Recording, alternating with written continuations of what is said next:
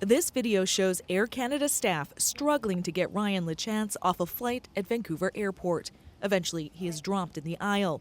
Lechance has cerebral palsy and uses a motorized wheelchair. He typically uses a lift to get out of the seat, but says the crew refused to get it.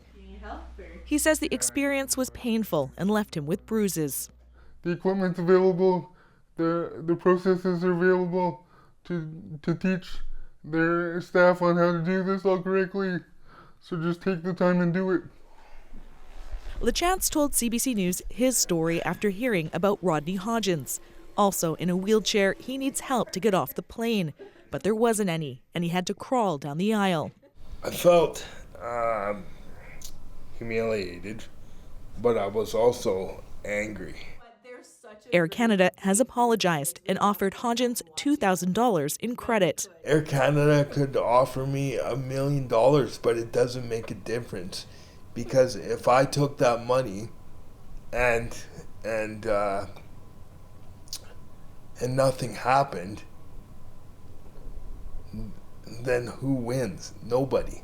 We are continuously hearing stories like Rodney's and many others that go unreported about the indecent and inhumane moments of trauma. Advocate Mayan Zin is calling for laws to protect people with disabilities. The entire way that people with disabilities are treated in air travel is like we're an inconvenience.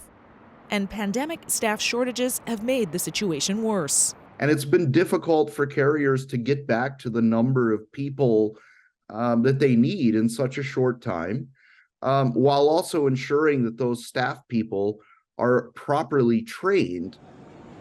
One solution is making it possible to take the wheelchairs onto the planes. This technology was unveiled earlier this year, but is not in place yet. And we eliminate the potential for injury to the passenger and damage to the wheelchair. Renee, we heard Air Canada's response to Rodney Hodgins. What's Ryan Lechance been told? Well, Ian, Lechance says he's been offered a $500 flight credit from Air Canada.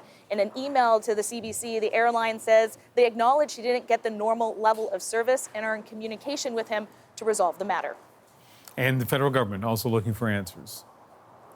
Well, the Transportation Minister, Pablo Rodriguez, has called a meeting with airline executives in Ottawa for next week to deal with this situation. For its part, the airline says it is undertaking a review of these incidents and will make changes to avoid them happening again in the future.